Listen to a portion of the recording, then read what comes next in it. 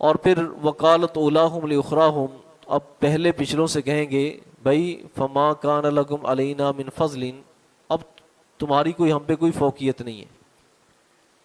اب تمہاری ہم پہ کوئی فوقیت نہیں ہے اس لحاظ سے کہ ہم جو نا پھنس جائیں گے تم چھوٹ جاؤ گے، ٹھیک ہے،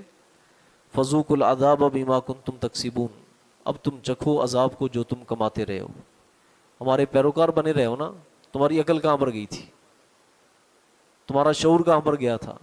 وہ اللہ کی طرف سے رہنمائی وہ کہاں پر گئی تھی،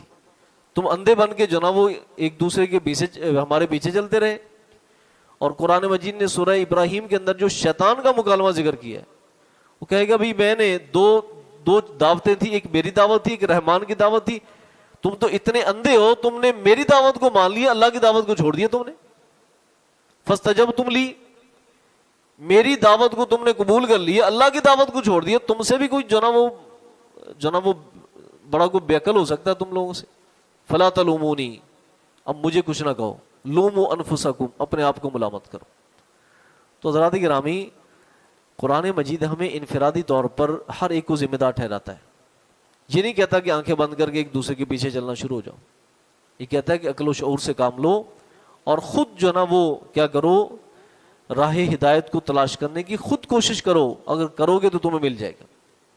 اگر کرو گے، محنت کرو گے تو اللہ تمہیں رستہ ضرور دکھائیں گے، رستہ ضرور دکھائیں گے۔ اس مالک سے توفیق بھی مانگتے رہو اور اس سے اہدنا الصراط المستقیم، سیدھے رستے پہ چلنے کی رہنمائی بھی مانگتے رہو، تو اللہ تعالیٰ تمہیں ضرور رہنمائی دے